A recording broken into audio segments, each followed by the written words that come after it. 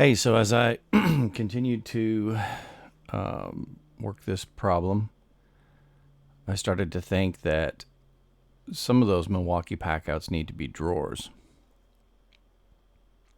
Because, for example, let me just show you. This part here never leaves the back of the truck, so I can't put anything back here that I have to actually pull out because it'll get stuck. So no cases. But hoses and stuff could fit back there. Whatever kind of small packages that come in their own container that I can slide forward and pull out, yep, that'll work just fine. Or if there's something else that needs to live in here permanently, that would also work. I use those Flex Eel air hoses, and I've never tried one on a reel before. But that would be pretty cool if there was a way that I could have the air connected to a fitting that spins on purpose and doesn't leak, so that I don't unroll this thing and cause 100 feet of kinks in between here and the compressor. Or maybe you roll it out and then you plug the end into the compressor. I don't know. Got to figure out how to do that. These would be excellent as drawers. Or you just slide them out. Stand by for just a moment.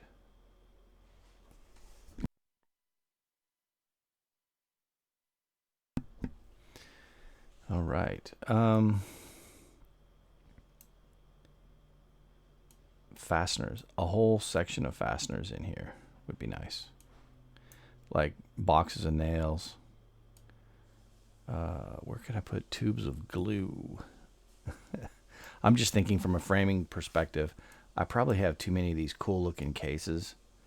Because really all I did, if I think back about it, air compressor, hoses, guns, nails, and any other, whatever I'm using, gun 8s or gun 10s or 12s is what we always called them. Different hand saws, a sawzall. When I moved up to the Northwest, the chop saw became king. Actually, I started doing this in Texas, and everybody thought I was stupid, but I really liked cutting things precisely. If I was going to do repetition cutting of blocking or something, my blocks are perfect.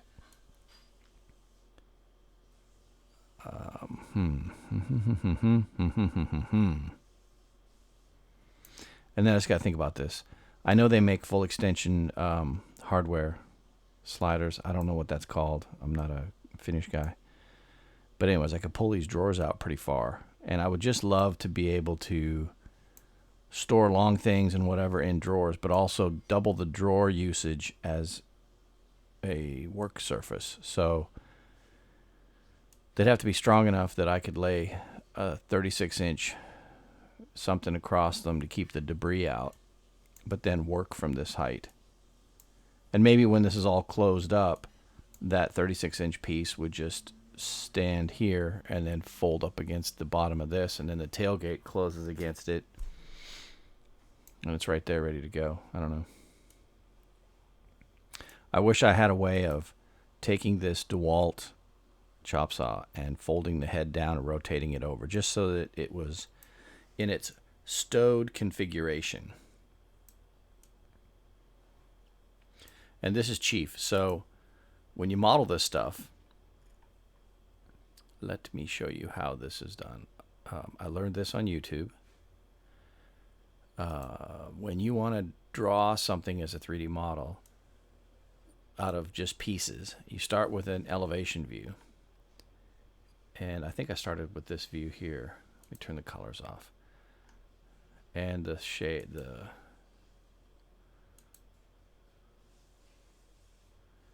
well, there's some view in here that's allowing the shadows. And I usually have a shortcut up here, but the shortcuts have been acting kind of stupid lately. But anyways, so you would start with, like, this piece here is just a polyline solid. And it's that long, 69 1/16. I don't know how it got to be. It's supposed to be 70, but I must have cut something off or whatever. But what you do is you just draw what you think you need. Like if I needed a piece of plywood, and I would make this 3/4 inch, and let's say I wanted it to be 12 inch. Yeah, let's say 12 inches tall.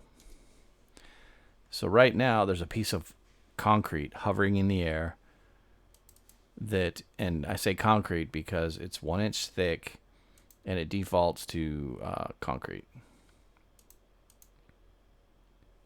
So for me to make this work, I have to go to... Oh, hold on a sec.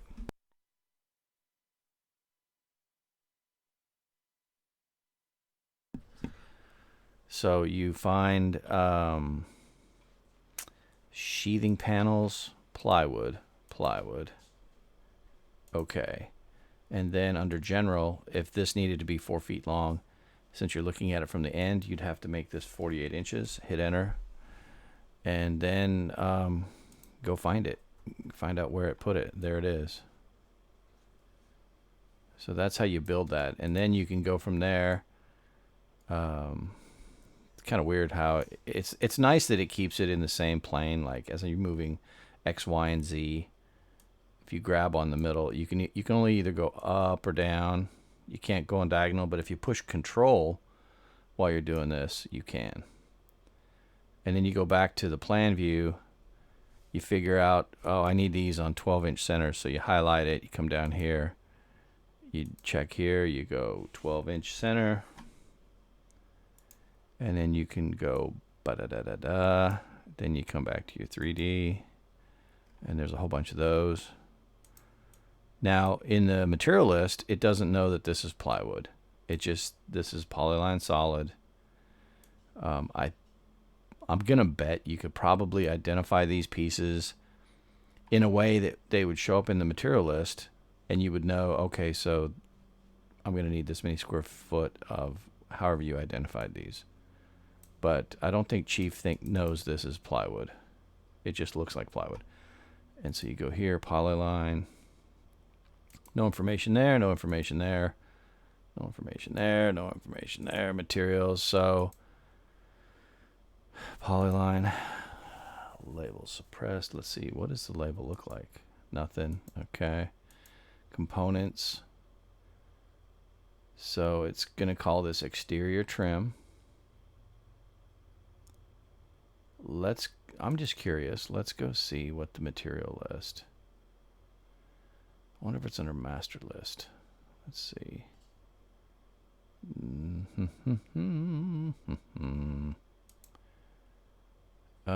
Don't. Well, it's supposedly showing everything. So that's not it. Master list. I'm not understanding what's going on here. Oh, here you go. Calculate materials for all floors. So let's see what they think that is. Oh, I identified it as plywood. So there's a 3/4 inch sheet of plywood. There's a rip of plywood. Whoa, 22 inches thick. That's weird. I'm going to find that. I wonder if it says find in plan. Oh, yes. What is it showing me here?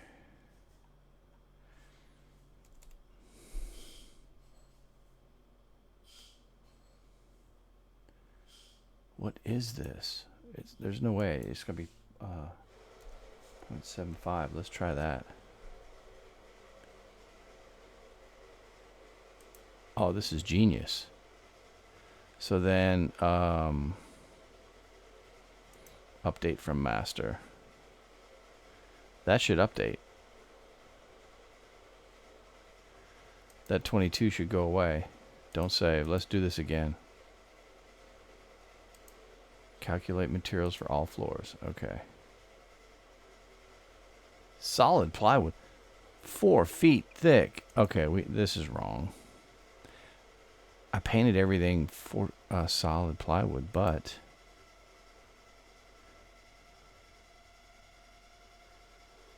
Why is it doing that? All right, so it's thinking from the plan view that this stuff is that thick. So we're just going to delete that. But that doesn't help us though.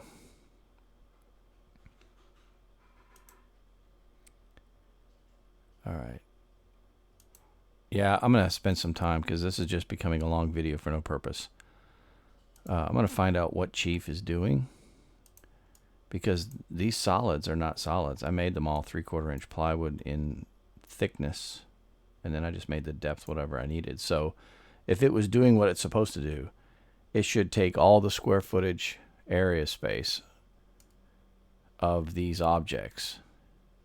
And I'm betting that when you're looking down at it from the top, and it has a thickness of 3/4, let's see here. Yeah, see, it has a height of 3/4. That's going to be different than if I have the pieces going horizontal, because they might be 22 inches thick. They might think I took a sheet of plywood, and instead of it being 3/4 thick, I stacked it until it was 22 inches thick. I don't know. I don't know how the software's reading this. But anyway, so there you go. There's a little bit of extra to think about. Oh, and there's another thing. So you try to get this thing to rotate to the middle. So what you do is you go find your camera. There's your camera. And you take this target place and you stick it right in the middle. I wonder what this is. I'm going to delete this. Now, when you're looking at your camera, now it rotates right around the center where you put the camera focal point.